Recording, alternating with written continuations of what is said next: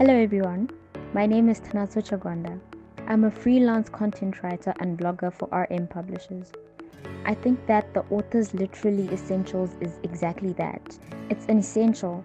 It is a depiction of the importance of digitalization, the exciting phenomenon of audiobooks, and so much more. The ALE publication is an exhibition of raw talent and excellence. I wouldn't miss out. Welcome to Behind the Scenes, the making of Ale. Hi. Hi. So on the podcast we have This is Pao. Hi. Hi, Rido. Hello, Oratili, Nana, and Nancy. Pleased to meet you all. Hi, Pal. Pleased to meet you. Pleased to meet you. Superb. Great. So who's excited about our recent publication? Hooray, hooray. It's been in the making for a while. Kinda. Kind of. Yeah. Yeah. We in the end, I guess. Mm. The author's literary essentials. It's still like a kind of tongue twister for me, because whenever I say literary, I want to say literally. It's not coming out right, but You're not alone, eh? So in any case, I guess the idea for the author's literary essentials came about because as a publishing house, we have had networking opportunities before, where we've had our publishers, writers, and readers event called Power. Since then, it's really been difficult to put an event together because of so many logistics that need an event to materialize. And even then, there's so many other things going on. We even tried to do a Power online magazine. It didn't really take off because, again, logistics and everybody being busy doing all sorts of stuff.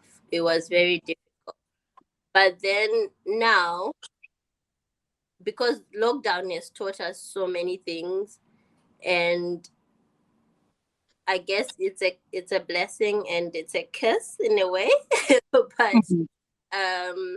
having time to learn to do things differently and on an online platform has really helped us to sort of develop a new way of doing things and to find a new way of gathering together as publishers, writers, and readers.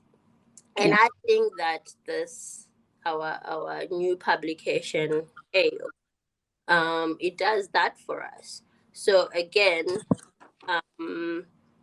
we came together as a team, we strategized, we came up with so many things that we wanted to incorporate into this important publication. So, but then the naming of it was the tricky part, because we had so many names being thrown into the pot until I sort of approached Pau to help with the naming. I guess for me, she is the go-to person to name all of our babies. So I just wanted to ask Pau, how did you come up with the name for Ale? Oh, wow. Should be a simplistic question, shouldn't it? Just literally just come out and say, oh, as simplistic as this. But I think I was thinking of what would impact the literary world and DigiWorld. It had to be something that's got a buzz. something exciting? What would be that catchy phrase that's going to connect with my emotions? And I'm looking at, having a few doses of, I was saying to Rudo, you remember, it's a dose of an ale, have a little bit of ginger in it, have a bit of a lemonade when we're talking about drinks that are refreshing. I'm a UK-based Malawian, and so we do have a Malawi shande. And I was thinking of the shande, how they concoct it, because this was going to be a concoction of a few literary items that are really speaking the life of the author, the reader being represented. And I thought we wanted dose of prose, we wanted dose of a poem, we wanted dose of a book, we wanted dose of an audiobook, we wanted dose of a podcast, or a dose of each. So can we concoct this? It And I is. thought an ale and a pub, they sound great. So how about we have an ale and authors literary essentials, because essentials for me was one of the catchy words that we needed to use. It's crucial to have this publication. It's crucial to go into the digi world, but how are we going to name it to make it catchy? So, an L and an EPUB, that's going to bring people across. So I think that was the beginning of my thinking process, so to say. I come from a marketing background, finance and marketing. So I think it was one of those things that kind of infuse me when we're doing things in terms of where shande and mix different titles and different representations of writing digitized, and have all these snippets, short stories and a prose and whatever longest publication, bring it together. Or it's an L, it's an EPUB, bring it on. Thank you. And I guess that was my other point, because a few people have said to me, it sounds like a drink, it sounds like a pub, like you're literally going into a pub and drinking an ale. So Yeah. I think it's important to sort of have let our listeners coming Yeah. from and the idea behind the publication. Coming up with the articles was a very interesting journey, because when you're starting off a new publication, you want to be far from the usual. You want to make readers read the next one. So I think I found it very exciting the way in which we all came up with different topics and titles for our articles as writers. And people really brought out some articles that would help authors as they write, some tips and all that. So our publication is really going to equip a lot of authors with quite various skills. And putting it all together, we had to make sure that we're going to give people a content that they've never seen before. So our writers really went all out, and we're very happy with the final output, and we really cannot wait for people to see what we have in store, especially the digitization articles. That's something to look forward to, how we're entering into the digi world. And also having articles from different authors, each author with a story to tell. We're also connecting them with other authors as well, helping them market their own publication and find solutions, and at the end of the day, our publication is just keeping the reading culture alive. So that's very exciting. I think for me, the experience was challenging. Not in a bad way, in a good way, because you have so many articles coming in from different people who have different writing styles, and it being a brand new publication, you figure out the type of house style that you want to go with. So trying to incorporate all of those things into the articles, and then trying also to figure out what type of content are we going to include into the magazine, because like Uratile already stated, majority of the articles that came through were articles that were meant to help and support authors in their journeys in terms of skills implementation, in terms of information that they could include. So now you are stuck between, okay, is the magazine going to take a direction of more information to writers and authors, or are we also going to reach out to a wider audience with the poems that Paul mentioned that were amazing as well? So it was challenging, but in a good way. But the team, I think, really came through, because I for one was able to bounce off ideas onto the group. I was able to try and contact each author individually to say, okay, what are you trying to achieve with your message? This is how I'm editing it. Am I putting your message across the right way, or am I misunderstanding? Yeah. So it was challenging in a good way. And I'm sure for other issues, it's going to be even more interesting to see how we tackle it.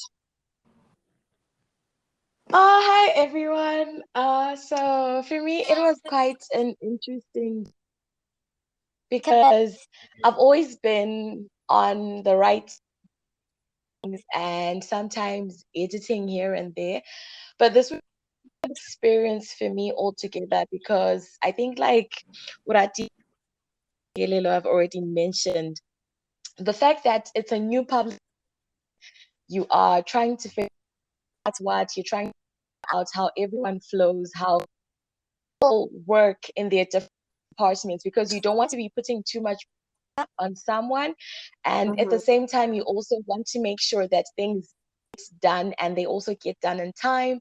You want to make sure that you are not slacking, all those things. But it was really interesting to see things coming together, because having to hear that, oh, it needs editing, and they're all going to different files and different locations. There's the ones that have already been edited, that are done, that are ready. Is different aspect of it altogether. It's not just editing and then it's done, but after that there's a lot more that I think you, Rudo, had to also figure out ways, things of that nature. So looking at all those things and together, and having to be able to say, okay, so this is done, this, moving on to this next thing, and finally seeing it all come to life. I think it was a beautiful experience to see it moving from just a list of top idea to a name, and edited articles, pictures, designs over there, and information coming out. It's really been very beautiful journey to watch. Awesome. So I'll go back to Power because she is the quality control. She's in the quality control team. In terms of design, the design aspect, what's your take on how everything came together in the end? Thank you, Rudo, and thanks, team. Interesting to hear everybody else's perspective and the journey in dealing with the raw material, so to say, the input, and then having something that you've envisioned within your mind to then consider the journey and bringing it out into the output of what he's already envisioned. That process is never easy when you begin, because you've got this aspiration. You want to birth this reality. Is the reality really going to come through? Will the processes and protocols or merge and bring us the desirable output, so to say? So when you're in this place of aspiration, and then you're looking at potential, you begin with the end in mind, but you don't know how the in-between is going to work. I have worked, of course, Rudo and I have worked together for quite a few years now. And I think the confidence that I've had in your ability, Rudo, and continue progression from shifting levels, I was almost certain that this is going to come out on top in terms of quality, in terms of a standard that we are setting, because I believe that we are raising standards, in terms of quality and excellence have got to mirror each other. We got to marry them to get to that place of delivery. When you're looking at magazines, we have published magazines for other clients. When we look at the beginning, we've been given raw work, just pieces of paper on Word document. And Rudo, as the expert, has had to then consider what images are going to come through. You may have your photographers who know how to do the work, but marrying that together to make it actually flow, it is quite a job that requires knowledge, it requires skill, it requires experience. So effectively, you know, kind of your KSE framework has to come into play. It's no longer theoretical knowledge, it's the practice of it, it's the delivery. And there where would have been the challenge coming in. But I was confident in Rudo's abilities and credibility. So I wasn't too concerned. I was eager to see what would come out of it. So we were looking at originally designing, of course, the cover, designing the logo. Initially, we were toing and froing between us and, you know, another member of the quality control team. But to bring a piece of excellence really means tweaking things down to the level where you think you can no longer tweak. So it's knowing that one of us is going to keep awake through the night to make sure that by morning I've passed the baton. Rudo has got this back. You know, Israel, another team member who's not here, has got the other end, and we've got. So literally, you're going through this.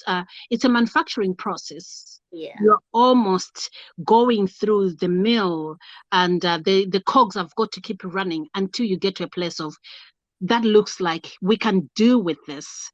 So yeah, it's been exciting. See it coming from draft format, proposed images. No, we're not too happy with that. Let's tweak this. How can we do that? Sometimes on the last minute, you think, you know what? Let's scrap all this, and then this is an idea. What do you think? And when it comes to you guys, you know, designing and putting things together and all that, at the end of it, when we're looking at the, I think, penultimate piece, before agreeing that we're now done, it was like, it's coming together.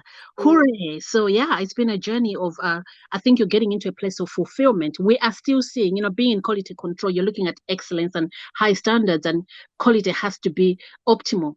I'm still looking at things and thinking, maybe we could have done that. I was saying that to Rhoda this morning. But you know, sometimes the responsibility, the responsibility that I think in my position you carry is the buck stops here. If there is something that's gone out of line, somebody's gonna check who was ultimately then saying this is ready, and that's pressure.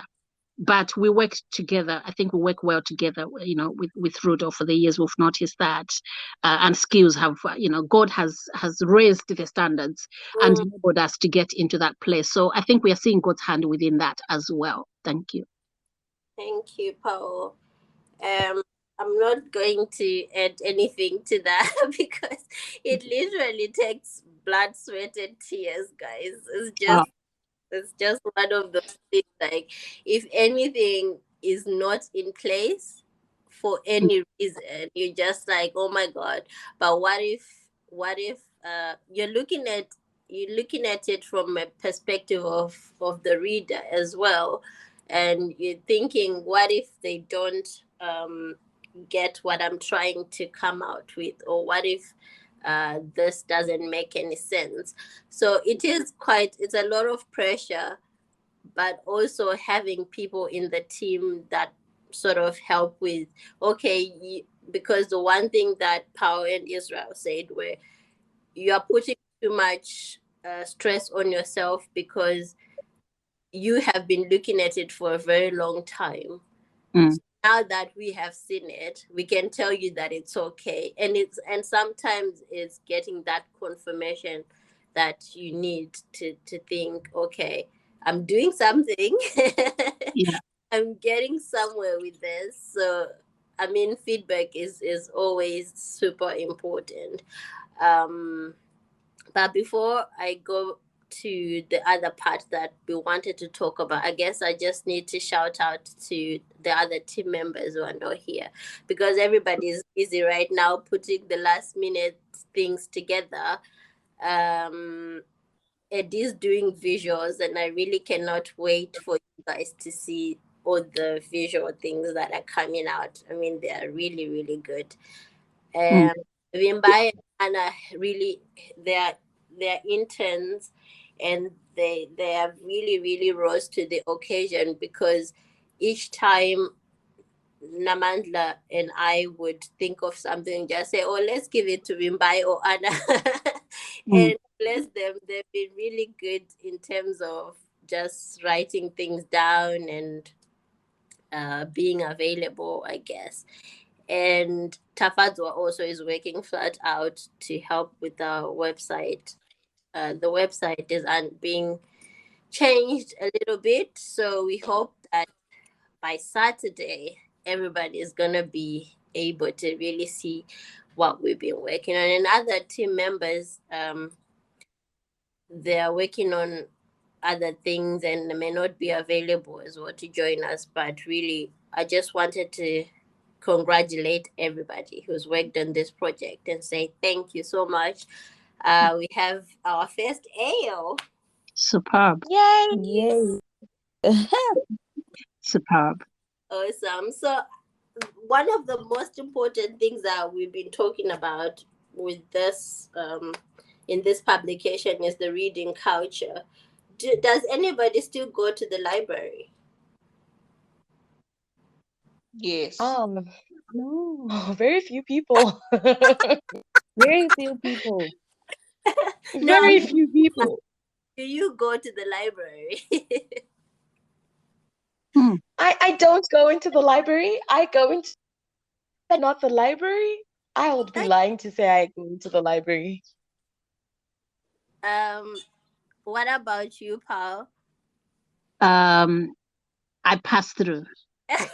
Because I say that because I still believe that there is value in it, and it also gives me a nostalgic feel, because as I was growing up, I think from age 3, 4, I was in kindergarten, then nursery school.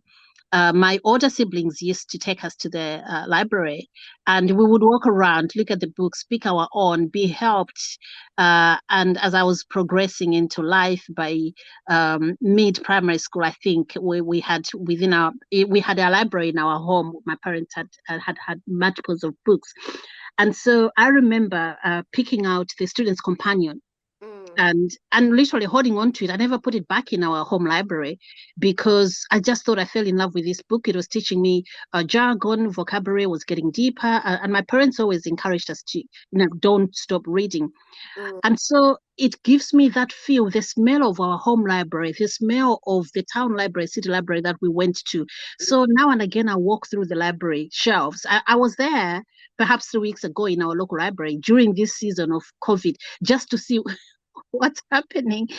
So it just brings back that reality that we don't even want our youth to lose this culture, even though they are reading in the digi world. I think it's good to maintain touch with what really brought us here, and that's the physical library. Yeah, but I guess is it you, Uratile, as a student, you are bound to visit the library to read. Am I right? Yes, we do go to the library, but you realize that most of us have really, especially our generation, we've really been captured by this digi world. We prefer to read an e-book instead. There's just something about reading something on a computer screen or laptop or device as compared to a printed book, or just to buy a book from a virtual store online or Amazon and just read it there, So yeah, the reading culture is not dead, but would say the way in which people access books now what is they're starting to appreciate the technology that comes with the EPUBs. It's different, definitely. And is anybody listening or reading an ebook or an audiobook that's sort of interesting they want to share with everybody? Nancy, sounds like you might have something interesting. Go for it. For me, I think it's quite interesting because I'm rereading fairy tales and nursery rhymes because of my daughter. Oh. So I don't know if that counts, but it's quite funny how you then, I think when you have a child or you have a niece or a nephew that's probably a toddler, that you try and sort of go back to your roots of wanting to read the most basic of things. Because now we are just reading this book. It has 5 pages. It says, "I love my mom." And it's literally one word in each page. But the excitement that he has with pointing at the furry animals and all of that stuff it's quite fascinating. And I was just thinking to myself the other day, I should probably go back to learning how to write and learning how to read slowly so she can understand, because now I have a tendency of, it's just 5 pages, let me just go through it real quick. But she's like, no, no, no, no, no, no. I want you to spell out that mommy so I really understand what you were saying. So that yeah, so that's what I'm reading. I don't know if it counts, but that's what I'm reading. I remember when back at university we had this one module. It was the children's books module, and all these books that they were talking about or mentioning, because everybody grew up here, I was who were in the class with me. It was easier for them to identify with these books if they're talking about what's that one with the girl that goes into a hole or something. So Alice, I think it's Alice in Wonderland. Yes, that one. When he was asking me, "Oh, have you read this? Have you read that?" I'll be like, "No, why would I need to read children's books?" But now, because I'm a mom also, it sort of makes so much sense that I probably need to go to bookstores and start buying these children's books, because very soon I'll be asked questions and I wouldn't know what to say, because I grew up reading, what were the Shona books that we were reading back in Zimbabwe? I can't even remember some of them, but I grew up reading different books to the ones that are here, if that makes sense. Yeah. Mm-hmm. So that's very interesting. Wow. So there is such depth in everybody's experience, bringing it all together here. Yeah. What a tribe. Yeah, that's rich. That's very rich. Yeah. So, Namandla, what's happening on Saturday? We are launching our lead edition of and everyone gets to grab their glasses and drink it. Hey. Brilliant. We can't really wait. I mean,